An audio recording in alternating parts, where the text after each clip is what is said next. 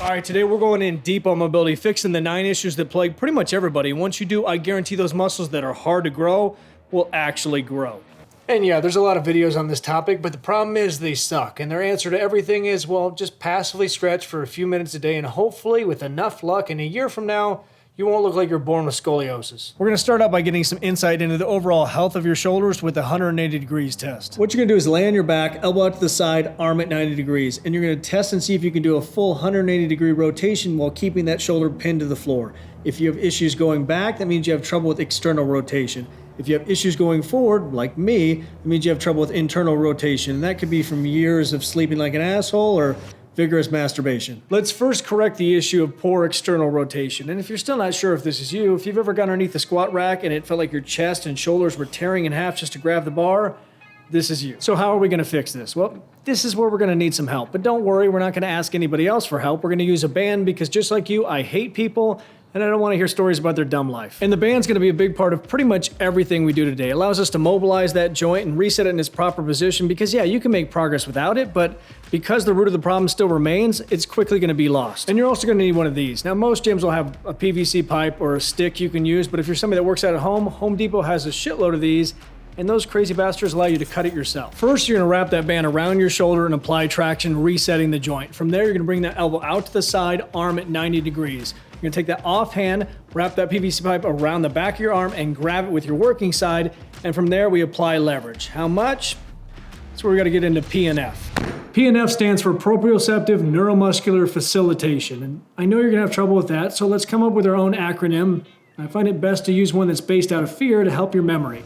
Penis nearly flaccid. It's essentially when you contract a muscle, but at the same time you apply greater resistance, forcing it into a stretch, and because you were contracting it as it was being stretched, it's going to turn off some of your body's natural inhibition to stop and protect itself, allowing it to get into a deeper stretch and more easily lengthen that muscle. A good example of this would be me doing a bicep curl, but at the same time I use my opposite hand to apply force and force it out of a curl. And the proper way to do this is fight it for 5 seconds, then relax and hold it for another 5 seconds. Now, some people argue that doing this before you train will decrease force output. And my rebuttal to that is, I don't give a shit about force output. That's not how we train.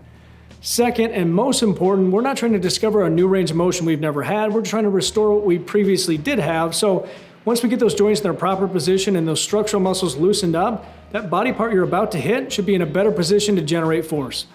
So go to hell. So to get those overly tight muscles that are causing issues with external rotation to loosen up as quick as possible, you're first gonna start out by internally rotating your shoulder, but at the same time, you're gonna apply force with that offhand, forcing yourself into a nice deep stretch and externally rotating that screwed up shoulder more than you have since you were a 15-year-old girl. And the key is to slowly fight for 5 seconds as you go back into external rotation, obviously letting that offhand win. Once you get to a fully stretched position, completely relax and hold for another 5 seconds. You're gonna do 12 to 15 reps, 3 sets, both sides if both shoulders are screwed up, and stop masturbating so much. And here's the best part. This can be done right before whatever body part you're training because unlike passive stretching where your goal is to force that muscle to lengthen, we're simply resetting those joint capsules and actively working muscles. So if anything, they'll be more primed to contract. But if the idea of doing these right before your workout makes your butthole pucker, you can simply follow these up with some stability work. And the best way to do that is just ease into whatever movement you're doing with lighter weight. Now, if you're somebody that's having trouble internally rotating those shoulders, you're gonna feel it on every pressing movement you do. But if you're not sure how bad you suck at it, go do a dip. You're gonna notice it's the most demanding in terms of internal rotation, and you're gonna feel it all in your delts. But if you have this issue, you're gonna feel pretty much every chest exercise in your delts. So let's fix it. Now the setup's similar to what you did for external. You're gonna wrap that band around the front of your shoulder, apply traction, and reset that joint capsule in place, and also keep you from collapsing that shoulder in. You're gonna take that offhand, wrap it around your body, and reach back with your working side, palm out, thumbs up, and use those little sausagey fingers to try to grab it. Once you do, you apply leverage with your offhand. You're actually flexing and trying to force yourself into external rotation, but obviously the offhand is gonna win, forcing you to a deep internal stretch. And same as before, you're fighting for 5 seconds and holding a fully stretched position relaxed for another 5 seconds. 12 to 15 reps, 3 sets, and don't be surprised if it looks just ridiculous because there's a very short range. You should hear people whisper and say, oh, that poor little guy's stuck. Now, I'm willing to bet your structural issues materialized at the same time your imaginary lats did in 7th grade.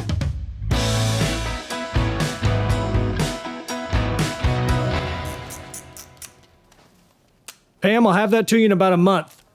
The good news is, after you correct them, retraining your central nervous system is fast. How fast? Well, with the help of the captain, in under 60 seconds, you can trick your CNS to thinking this stupid rubber hand is actually your hand. Retraining incorrect movement patterns is just as quick.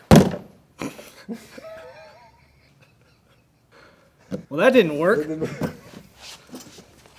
Piece of shit. The good news is we're done with the PVC pipe. Now, we can definitely use it on some other things, but I know if I let you play with it too long, you're gonna end up shoving it up your ass. Now, there is actually a worst case scenario. You've been working with mobility issues for so long that it's caused some of your muscles to work in such a short range of motion that they've actually shortened in length. Now, this predominantly happens in the chest muscle. Because of tight shoulders and overly stretched lats, there's actually less room for that chest to work, and over time, your body adapts. You see, your muscle is like a shitload of Legos, or Lincoln Logs for you poor kids. This is a very simplistic way to put it, but think your muscle fibers stacked next to each other and encased in what's called a sarcomere. Why is this important? This is too hot. Your body's fascinating. Over time, your muscles will adapt to whatever range of motion you put them through, and the sarcomeres will actually get shorter. Your muscles will physically get fucking smaller. Now, the people that wear glasses and shirts like that will tell you it takes over 10 to 12 weeks to make that happen, but considering you've been walking around carrying imaginary luggage for the last 10 years, it's probably already happened to you. Now, this is where fixing those incorrect movement patterns and retraining your central nervous system is critical. We're correcting the structural dysfunction with the mobility exercises we're doing today, but you must learn how to do these exercises correctly. Otherwise, over time, you're just going to revert back to your screwed up self. So during the workout, after you've done either one or several of these corrective movements, it's vital that you take either every exercise to that newfound range of motion, or you do partial movements that solely focus on that new range, because if you don't use it, you shit the bed. But the good news is this is correctable. And I've had this issue with my chest, and slowly but surely it's gotten better. So let's go over exactly how I remove those little Hershey kisses from my bed. Again, the setup's the same. Traction the shoulder, hand behind your back, thumb up. And it's gonna be that same PNF style. So first flex your chest, and to force it back into a stretch, you're actually gonna work against it, twist your body, and force your shoulder to open up. And again, this is perfectly safe to do right before you work out your chest. Actually, this is the closest you'll get to a movement that just flexes your chest. And like before, you're trying to fight it for 5 seconds, but this is such a short range, it might take 3. You hold that stretch for 5, 12 to 15 reps, 3 sets. Next, let's have a look at your shoulder press. Not to judge your shoulders. At this point, if you can't fix them with what I showed you, you're a lost cause. We're gonna assess your thoracic spine. Go do a barbell press. If you notice your head jolts forward, it's either because you train that into your central nervous system by chugging so many wieners, or you have tightness in the muscles that support your thoracic spine. Your traps, rhomboids, erector spinae, supraspinatus. The key to fixing this is you need to find something dense to roll out on. This thing even sounds heavy.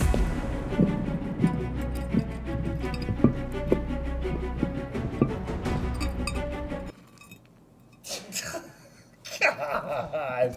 All this setup for that payoff. And all you have to do to make progress with this issue is pinpoint where the tightness is in your thoracic spine, interlock your fingers, and flex and extend over top of it. And if you don't want to pay an ungodly amount of money for a foam roller from hell, you can do the same exact thing by putting a barbell in a squat rack, flexing and extending over top of it. But make sure you drive those hips up as you flex forward, and drop those hips as you extend back. That'll give you the most amount of movement in that thoracic spine. Oh no, my lower back. Now with this, I found the problem usually stems from the fact that most people avoid training their lower back altogether. And slowly it gets weaker and tighter over time, and eventually they become one of those assholes that wears their lifting belt to the grocery store.